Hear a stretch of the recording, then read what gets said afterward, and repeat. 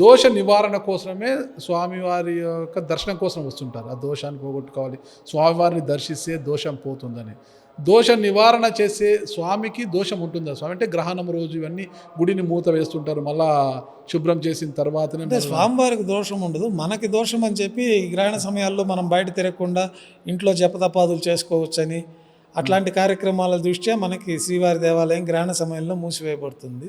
తిరిగి అంతా శుద్ధి చేసుకొని మళ్ళీ యథావిధిగా దర్శనాలు మనం ఈ ప్రసాదాలు ఉండవు, స్వామివారి తీర్థ ప్రసాదాలు స్వీకరించడానికి ఉండదు, ఈ గ్రహణం అప్పుడు ఏమి తీసుకోకూడదని ఒక నియమం మన సాంప్రదాయంలో ఉన్నది. కాబట్టి అట్లాంటి ప్రత్యేక పరిస్థితుల దృష్ట్యా మనం గ్రహణం రోజు ఆచారంగా 6 గంటల ముందు ఆలయాన్ని మూసివేయాలన్నది మనకి శాస్త్రాలు చెప్తా ఉన్నాయి. ఆ శాస్త్రాలు సాంప్రదాయాలను అనుసరించే మనం నేటికి కూడా 6 గంటల ముందు, గ్రహణం పట్టే టయానికి ముందు 6 గంటల ముందుగా మనం ఆలయాన్ని మూసివేస్తాం. మనకి జనరల్గా కూడా గ్రహణం పట్టేదానికి 4-5 గంటల ముందుగానే ఆహారాన్ని స్వీకరించాలంటారు.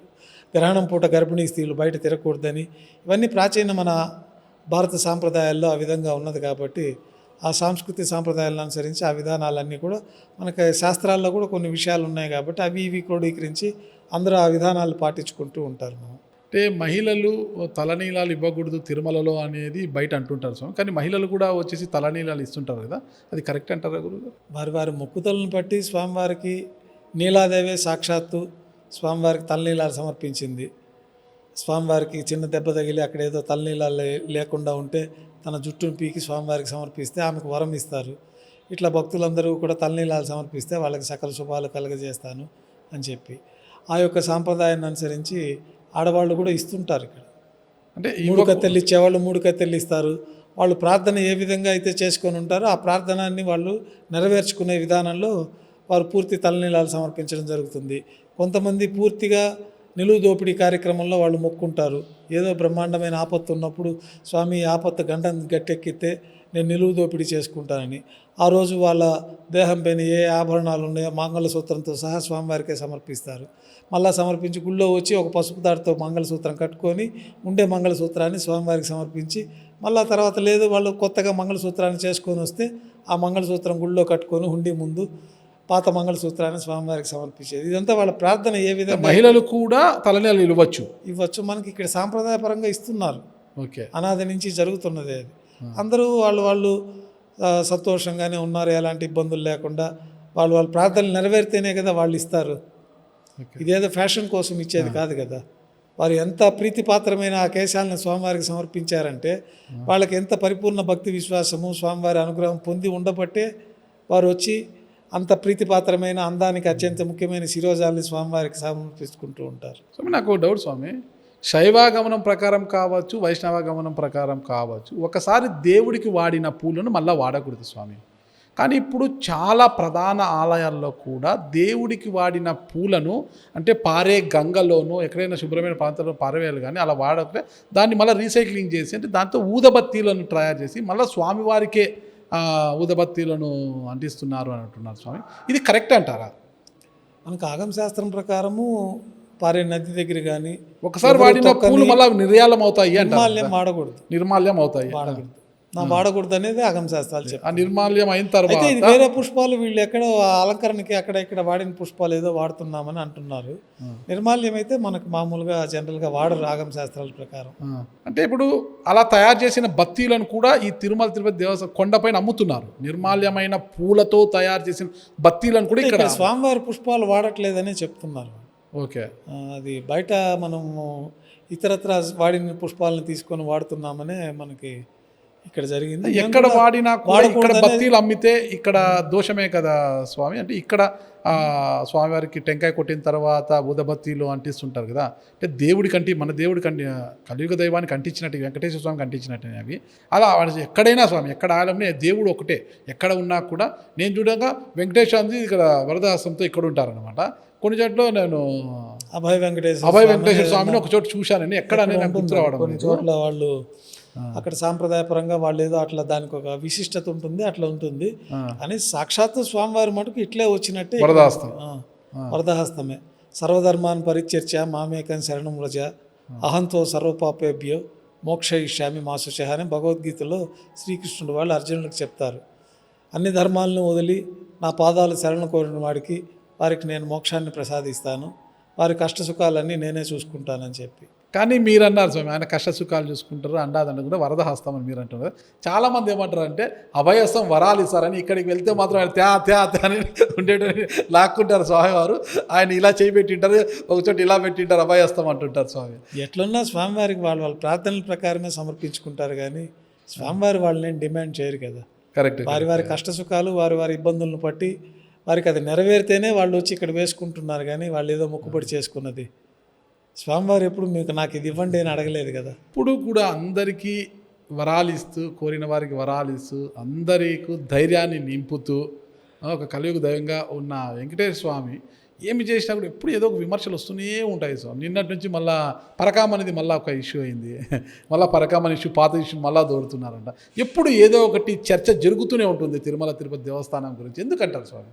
ఇవన్నీ ఏదో జరుగుతూ ఉంటాయి, అవన్నీ దైవ నిర్ణయము. ఇవి ఎందుకు జరుగుతాయి అంటే, ఇంత పెద్ద వ్యవస్థలు ఎక్కడో చిన్న చోట ఎంతో జాగ్రత్తగా చూసినా ఎక్కడో చిన్న చితకా ఉంటాయి. అవి కొంచెం రాజకీయంగా మనము ఎక్కువ చేసుకోవడంతో అది ఎక్కువ పబ్లిసిటీలోకి వెళ్ళిపోతుంటాయి. తిరుమలలో ప్రతి ఒక్క వార్తని మనకి ఎక్కువ పబ్లిసిటీ వచ్చేస్తుంది. కొంతమంది వాళ్ళ గతంలో మనం అనుకున్నట్టుగా వాళ్ళ గుర్తింపు కోసమని ఏదో ఒక అపోహలు క్రియేట్ చేయడము, ఒక చిన్న విషయాన్ని తీసుకొని పెద్దగా క్రియేట్ చేయడము, ఇట్లాంటివన్నీ ఇంత పెద్ద వ్యవస్థలో ఎక్కడో ఒక చోట చిన్న చితక జరుగుతుంది. ఏదైనా తెలిస్తే వాళ్ళు సెర్చ్ చేసుకోవడం అనేది ఎప్పుడు నిరంతరం జరిగే ప్రక్రియ. అది గతంలో ఇక్కడ పనిచేసే పరకామంలో అక్కడ పనిచేస్తున్న అతను చేతివాట ప్రదర్శించారు, 100 కోట్ల ఆస్తులు కూడబెట్టారు. అది స్టేషన్ వరకు వెళ్ళక పంచాయతీ చేసి ఇక జైలు జీవితం అనుభవించాల్సి వస్తుంది అనేసి మొత్తం తను సంపాదించిన ఆస్తులన్నీ కూడా టెంపుల్కే రాసేశారని అంటుంటారు. వాస్తవం? అదేదో తెలియదండి, అది నేను బయట చూడడమే. అది అడ్మినిస్ట్రేషన్ పరంగా ఏదో జరిగింది, కానీ అది కోర్టులలో దాని ఏదో విచారణలో కూడా ఉంది. అది ఓకే, అది పూర్తి వివరాలంటే ఇంకా దాని కన్క్లూజన్ ఫైనల్గా ఏది ఇచ్చినట్టు ఏదో అన్నారు, కానీ అది ఎట్లా ఏం జరిగింది అనేది మనకి అడ్మినిస్ట్రేషన్ మ్యాటర్ కదా. స్వామివారికి పూజా కైంకర్యాలు ఇంతవరకే మన పరిధి ఉంటుంది, కానీ మిగతా విషయాలలో మనం ఒక ఎంతో దృష్టి కేంద్రీకరించాల్సిన అవసరం మనకు ఉండదు. స్వామివారిని భక్తితో మనము ప్రార్థించాలి, కానీ ఆయన నుంచి ఏమీ కోరకూడదు అంటారు. స్వామివారి సొమ్ము 1 రూపాయి తిన్నా కూడా వారికి మంచిది కాదు అంటుంటారు సార్. వాస్తవం? అది తప్పకుండా అండి, అది వారే అనుభవిస్తారు. ఎక్కడో వచ్చే జనరేషన్లో నరకం ఏదో ఉంటుందనేది కాదు. ఇక్కడ మోసాలు చేసి స్వామివారి దగ్గర తప్పులు చేస్తే, స్వామివారి దగ్గర అహంకారాన్ని ప్రదర్శించిన తప్పకుండా వారు అనుభవిస్తారు. ఆయనకి ఎన్నో తార్కాణాలు, ప్రతి ఒక్కరికి స్వీయ అనుభవాలు కూడా ఎన్నో ఉంటాయి. అవి తప్పకుండా అది ఈ జన్మలోనే స్వామివారి దగ్గర మనము ఏదన్నా తప్పు చేసినా, తెలియక చేస్తే స్వామివారు మన్నిస్తారు. తెలిసి తప్పు చేయడం అనేది క్షంతవ్యం కాదని స్వామివారి యొక్క ఆగ్రహానికి గురి అవుతారన్నది ఎంతోమందికి స్వీయ అనుభవాలు ఉన్నాయి. పింక్ డైమండ్ కథ కంచికైనా గురుగారు, ఇంకా మిస్పోయినట్టేనా? అదంతా ఇంకా విచారణలో ఉంది. మొదటి నుంచి పింక్ డైమండ్ లేదనే చెప్తున్నాం. మా దగ్గర రికార్డులలో కూడా పింక్ డైమండ్ అనేది లేదు, అది రూబీ అని. ఆ రోజు కూడా మా దగ్గర గతంలో మిరాసి టైంలో మేము ఒక రికార్డు మెయింటైన్ చేసేవాళ్ళం. ఈ జ్యువెల్స్ అన్నీ మా కస్టడీలోనే ఉండేవి. మేము వంతు మారేటప్పుడు, నా వంతు నుంచి ఇంకొకరు వంతుకు మార్చేటప్పుడు నా పాత రికార్డు, నేను హ్యాండ్ ఓవర్ చేసుకున్న రికార్డులో ఉన్న ఐటమ్స్, దాని డిస్క్రిప్షను, అదే రికార్డు వాళ్ళు పెట్టుకొని ఉంటారు. ఈ వెయిట్ తేడాలు, ఈ సంవత్సరం రోజులు వాడితే ఏదన్నా ఒక 10 కేజీల పంచపాత్ర ఉంటుంది, 1 గ్రాము 2 గ్రాములు వెయిట్ వేరియేషన్ వస్తుంది రోజు తోమి మనం దాని అంతా క్లీనింగ్లో. ఆ వచ్చే వంతు వాడు ఆ 2 గ్రాములు తగ్గించి నోట్ చేసుకుంటాడు. దీంట్లో ఆ తగ్గిన దానికి కూడా మేము డబ్బు కట్టించేవాళ్ళం. ఆ 2 గ్రాముల డిప్రిషియేషన్ కూడా మనకి వంతుల విషయాల్లో అప్పట్లో దీనికి కట్టించేవాళ్ళు. మా దగ్గర రికార్డు ఉండేది. నేను ఆ పింక్ డైమండ్ ఇష్యూ వచ్చినప్పుడు కూడా మేము ఇక్కడ చెప్పడం జరిగింది. ఇదేదో కొంచెం వేరే విషయాల వల్ల దీన్ని ఇట్లా ప్రచారం మొదలైంది, కానీ పింక్ డైమండ్ అనేది లేదు, అది రూబీ. కానీ ఉంది అని ఆ రోజు మైసూర్ మహారాణితో కూడా మాట్లాడడం అంతా జరిగింది. ఇక్కడ ఉన్న పండితులు ఇప్పుడు వాళ్ళే లేదని చెప్తున్నట్టు కూడా ఇటీవల వార్తాపత్రికల్లో మైసూరు సంస్థానం వాళ్ళే లేదు, అది వాళ్ళ రాజు వేసుకొని ఉండేది, అది వచ్చేసి మనకి లేదనే వాళ్ళు ఇప్పుడు డిక్లరేషన్ ఇస్తున్నారు. మా రికార్డులో కూడా లేదు అది. పింక్ డైమండ్ ఆర్కియాలజీ డిపార్ట్మెంట్ కూడా లేదనే, రూబీ అనే అప్పట్లో ఉంది. మేము అప్పుడే చెప్పాము అది రూబీ, డైమండ్ కాదు. డైమండ్ ఎప్పుడు పింక్లో ఉండదు. అది ఏదో కొంచెం వాళ్ళకి ఎందుకు అట్లా అనిపించిందో తెలియదు, కానీ అది రూబీ. రికార్డులలో రూబీ అనే ఉంది. ఇప్పటికీ రూబీనే అది. కొంతమంది నాస్తికులు స్వామి ఈ రోజుకి కూడా 7 కొండల 2 కొండల అని వాదన ఇప్పటికీ ఎట్లే ఉంది అన్నమాట. గతంలో 7 కొండలు కాదు 2 కొండలు అన్నారు, అవన్నీ కూడా మనం చూసాము. ఇప్పటికి కూడా కొంతమంది నాస్తికులు అలాగే మాట్లాడుతుంటారంట. దాన్ని ఎలా చూడొచ్చు అంటారు? లేదండి, 7 కొండలు వాడే. 7 కొండలు సప్తగిరీసుడు, ఏడు కొండలవాడ వెంకటరమణ అని మనం అనాది నుంచి మొక్కుకుంటూ ఉంటాము. 7 కొండలపైనే ఈ వెంకటేశ్వర స్వామి సప్తగిరీశుడుగా ఉన్నారు. ఆ 7 కొండలకు కూడా విశేషంగా ఒక్కొక్క కొండకు ఒక్కొక్క పేరు నిర్ణయించడం జరిగింది. ఇది మనం నిర్ణయించింది కాదు, పురాణాల్లో జరిగింది. అంజనాద్రి అంటారు, అంజనాదేవి అక్కడ తపస్సు చేసింది కాబట్టి అంజనాద్రి. గరుడాద్రి అంటే గరుత్మంతుడికి ప్రీతిగా ఉంటుంది కాబట్టి గరుడాద్రి, వృషభాద్రి, ఇట్లన్నీ కూడా 7 కొండల పేర్లు చెప్తారా గురుగారు ఒక్కసారి? శేషాచల, గరుడాచల, వృషభాచల, నారాయణాచల, అంజనాద్రి, గరుడాద్రి, ఇట్లా వాటికి 7 కొండల పేర్లు ఉన్నాయి మనకి పురాణాల్లో. ఓకే, 7 కొండలు. 7 కొండలే, 2 కొండలు కాదు, 7 కొండలే అని పురాణాల్లో ఉంది. మనం ఏదో ఈరోజు కొత్తగా దాన్ని మనం నిర్ధారణ చేసింది కాదు, పురాణాల్లోనే ఉన్నాయి. స్వామివారికి మొత్తం ఒక రోజులో ఎన్ని రకాల నైవేద్యాలు పెడుతుంటారు? తొలి నైవేద్యం ఏంటి? ఆయన ఇష్టపడే నైవేద్యం ఏంటి స్వామి? మనకి స్వామివారికి ప్రతిరోజు ఉదయం సుప్రభాత సేవలో క్షీర నైవేద్యం, దారోష్ణమైన గోక్షీరాన్ని నైవేద్యంగా పెడతాము. నవనీతం కూడా నైవేద్యంగా సమర్పించడం జరుగుతుంది. తర్వాత కొలువు అని స్వామివారికి ఒక దర్బారు నిర్వహిస్తారు. ఆ దర్బార్లో నువ్వుల పొడి, బెల్లం పొడి, సొంటి కలిపిన ప్రసాదాన్ని కూడా మనం నైవేద్యంగా, కొలువు ప్రసాదంగా నైవేద్యం పెడతాం.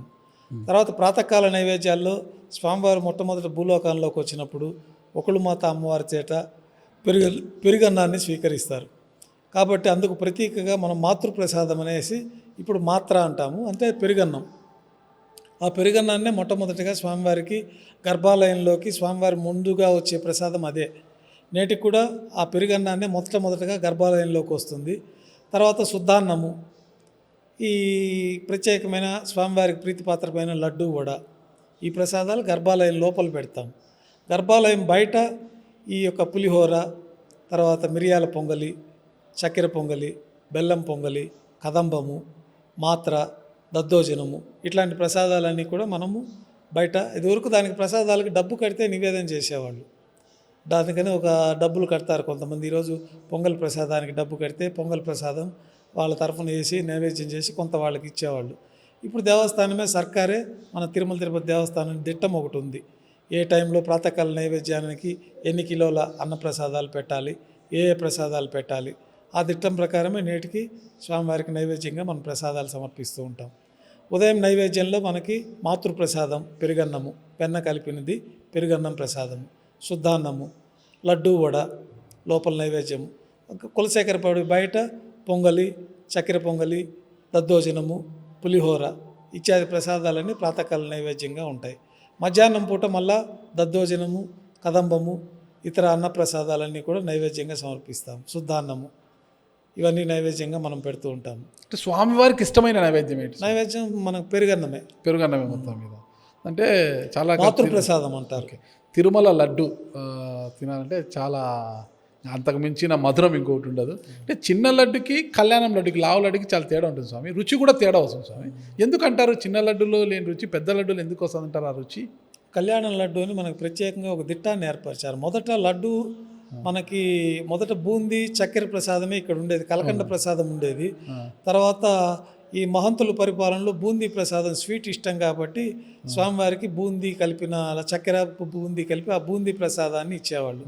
తర్వాత మనకు కళ్యాణాలు ఎప్పుడైతే ప్రారంభమైందో అప్పటి నుంచి లడ్డూ ప్రసాదం ఆరంభమైంది, ఈ లడ్డు వడ. తర్వాత ఈ కళ్యాణోత్సవంలో విశేషంగా పెద్ద లడ్డూలు తయారు చేస్తామని దానికి కొంచెం ప్రత్యేకమైన దిట్టాన్ని ఏర్పరిచి కుంకుమ పువ్వు, బాదం పప్పులు, ఇతర ప్రత్యేకమైన అదే ఈ సేమ్ పదార్థాలను కొంచెం ఎక్కువ మోతాదులో వాటిట్లో వేసి పెద్ద లడ్డు ప్రసాదాన్ని కళ్యాణం లడ్డూగా స్వామికి సమర్పిస్తారు. ఈ చిన్న లడ్డూకి పెద్ద లడ్డూకి రుచిలో కొంచెం వ్యత్యాసం ఉంటుంది. దాంట్లో బాదం పప్పు, జీడిపప్పు అన్నీ కలిసి ఉంటాయి. బాదం పప్పు స్పెషల్గా కలుస్తుంది. చిన్న లడ్డూలో జీడిపప్పు మాత్రం జీడిపప్పు, కలకండ, చక్కెర సంబంధించిన యాలకులు ఇవన్నీ కలిసి ఉంటాయి. దాంట్లో కుంకుమ పువ్వు కూడా కొంచెం మిళితమై ఉంటుంది. కాబట్టి పెద్ద లడ్డూకి కొంచెం విశేషమైన రుచి కూడా ఉంటుంది.